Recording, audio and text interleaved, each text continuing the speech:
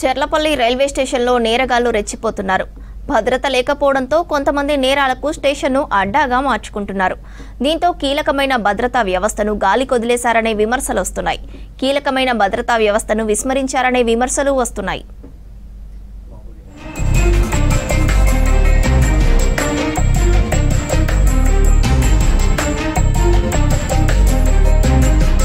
Cherlapalli railway స్టేషన్ను 430 కోట్లతో అత్యాధునిక సౌకర్యాలతో నిర్మించిన భద్రతా వ్యవస్థను గాలికి వదిలేశారు. ఈ స్టేషన్ నేరగాళ్ల అసాంఘిక కార్యకలాపాలకు అడ్డాగా మారిందని విమర్శలొస్తున్నాయి. సికింద్రాబాద్ రైల్వే స్టేషన్ ఆధునీకరణ పనులతో ఈ స్టేషన్ నుంచి రోజు 60 నుంచి 70 రైళ్ల రాకపోకలు సాగిస్తున్నాయి. 30 నుంచి 40 వేల మంది తమ గమ్యస్థానాలకు చేరుకుంటున్నారు.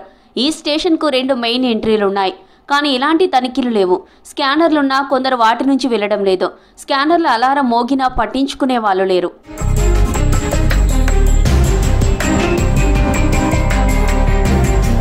టెర్మినల్లో 120 మంది ఆర్పీఎఫ్, జీఆర్పీఎఫ్ సిబ్బంది అవసరం కాగా 20 మందే ఉన్నారు.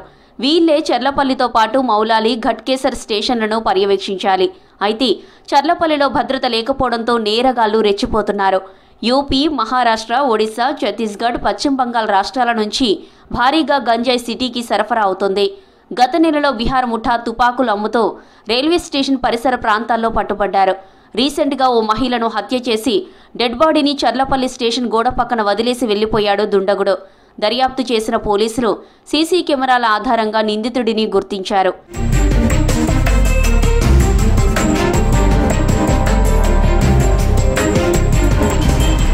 సరైన భద్రత లేకపోవడంతో అంతర్రాష్ట్ర ముఠాలకు చర్లపల్లి రైల్వే స్టేషన్ అడ్డాగా మారిందనే విమర్శలొస్తున్నాయి.